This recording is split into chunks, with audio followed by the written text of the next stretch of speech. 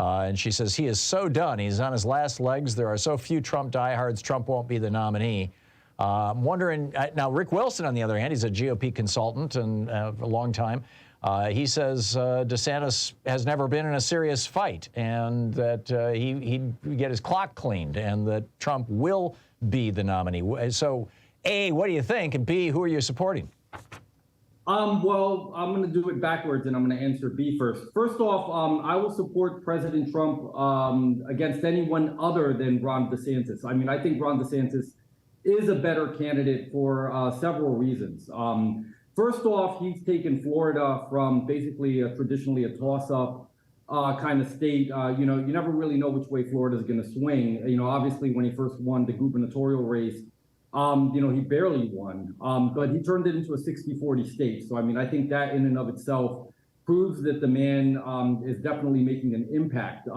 But the real issue, I think, is that Trump is either going to be destroyed by most media based on, you know, a lot of self-inflicted issues. You know, I mean, like Trump makes a lot of unwise decisions in terms of the people that he keeps around him. Obviously, we had this little blow up you know, over the last couple of weeks, the whole thing with Nick Fuentes and Kanye West, and then Kanye went out and, you know, really made a you know what of himself on the Alex Jones show, and then, you know, supposedly that was orchestrated by Milo Yiannopoulos and whatnot. But Trump sometimes gets in his own way. I think that the comments that he made about DeSantis going into the gubernatorial race, which nobody had any idea that Ron DeSantis was going to win that big. I think that was dangerous rhetoric from him attacking, you know, Ron DeSantis for no reason. And Trump is basically low-hanging fruit for his enemies. You know, it's real easy to attack Trump. He was impeached twice. All the skeletons from the past that came up on, you know, the previous election cycle will certainly come up again. And I think Ron DeSantis is kind of a squeaky clean guy with the right values, and I think he's a better candidate. Although if he doesn't run, because Florida currently has a law that he'd have to, I guess, step down as governor if he wanted to run, unless they change the law. The Republican legislature is actually looking into doing that. So he may or may not run, but if he doesn't run, I'm happy to support Trump. I think he did a fantastic job and deserves another term. But I mean, even though he's just said end the Constitution? What was that? Say again? Even though Trump just said end the Constitution, you would still support him? I think that Trump did a lot of great things for America, and I think Trump has a lot better. And listen, the Democrats have been going around and making end runs around the Constitution for years. I mean, I don't think that, for example, Trump says sometimes and gets himself in trouble with his mouth. I look at more of the man's actions. You know, what did he accomplish as president? I think he did a fantastic job. He built an incredible economy. He did a lot of great things diplomatically. I think he left us the worst economy since Herbert Hoover. What are you talking about? No, he didn't. No, he left us a complete disaster. The stock market was in the tank. You had 20 million unemployed people. Trump, you're smarter than that. I mean, Thom, you're smarter than that, and I know that you're not going to insult the intelligence of your audience. We were in the middle of a pandemic. I know. And the pandemic was the reason. And he responded to it terribly. No, he didn't. I think he did it. I mean, he did what he did with the information that he was given at the time. You know, we're told that 300,000 Americans died unnecessarily because Trump wouldn't tell us the truth about the pandemic. He told Bob Woodward the truth, but he wouldn't tell the rest of us because he thought it would hurt his re-election chances. No, that's not true at all. I think that we should have opened up the economy sooner, and I think we'd be in a better economic position. And he may have actually won the election had we gotten back to work a lot faster. I think maybe some people were unsure economically, but the fact of the matter is, what has Joe Biden done in 50 years of government to give you any inkling that he would have managed the economy better than Trump? You know, just like I know, it had to do with the suppression of the Hunter Biden story. You know, and that's come something. On. Joe Biden has done a lot of good. Joe Biden has we've got better unemployment numbers than we've had since the 1960s. We got more people at work. We have good news, yeah. I will give him that. We've got an economy that is just roaring along. We've got, you know, for the first time since the 1980s, you've got manufacturing companies bringing their factories back to America. How come year-over-year inflation in July was worse than it was in 40 years, and it hasn't really gotten much better? It's the same all over the world.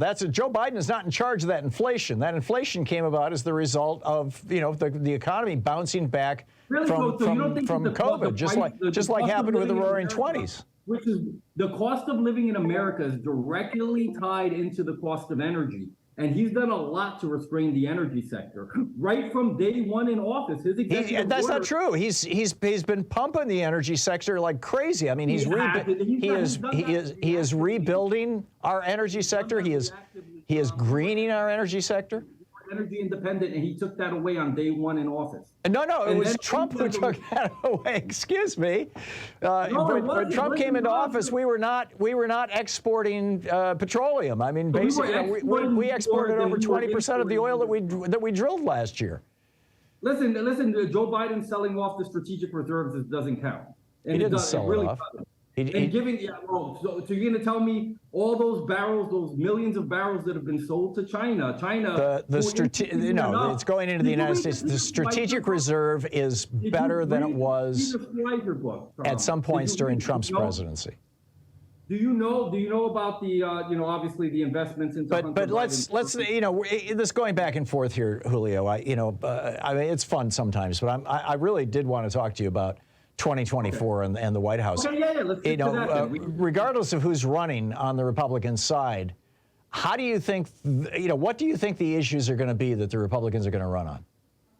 Well, they have to run on energy independence. They have to run on the economy.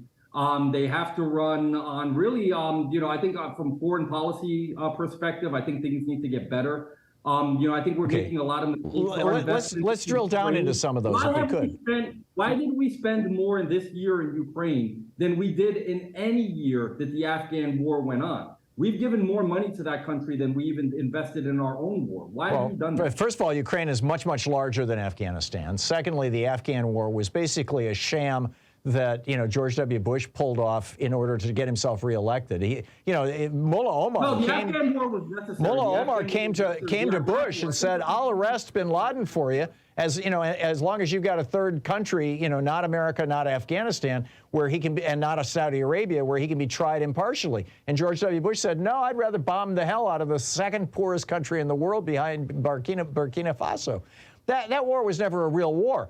Ukraine is actually under attack from, another country that is committing obscene, massive war crimes left and right every single day. I've heard some in the media about Ukrainians doing some stuff too. And who was it that bombed Poland? Actually, that bomb that landed in Poland, that missile. That was an attempt to stop a Russian missile. That was a surface-to-air missile. It was an anti-aircraft or an anti-missile missile. Come on, Julio. So number one, you said energy independence. What does that mean? Does that mean more fossil fuels? Is that what you're talking about? That we're as a result of his good policy. Because to me, I think from a policy perspective, there's bombs dropping all over the place. Like, look at this mess with the railroads. This is something that shouldn't have been. This should have been actually on the table leading up to the election. Nobody talked about it. No, this started 5 years ago when Trump was president. That's when they started the negotiations. Student loan forgiveness, which I knew was a ploy to try to steal the midterm. I said this from the beginning that was not going to be something. It would be in effect right now if it wasn't for Republicans suing in federal court. Well, who wants it to be? That's I think ridiculous. Anybody with a student loan. It's going to cost American families $2,000. Each American family is going to have to pay $2,000 into that. Oh, that's nonsense. American families aren't going to pay anything into it. They're just going to forgive the loans. No, they're not going to forgive the loans. The financial institutions are going to be repaid, and they're going to be repaid. The loan forgiveness doesn't work if you have private loans. It only works if you have government loans. Sadly. I mean, if it was private loans, I'd be all in favor of that. That's the rhetoric that you guys spit around and try to convince young voters to vote Democrat when we're really it doesn't work out for anybody. Well, they should. They should. Okay, Julio, it's always good talking to you. Julio Rivera, thanks for being with us today. Yeah. ReactionaryTimes.com is Julio's website. You can also read his writings over at Newsmax, American Thinker, Townhall.com. On Twitter, he's YEAH. Oh, yeah, it's Julio.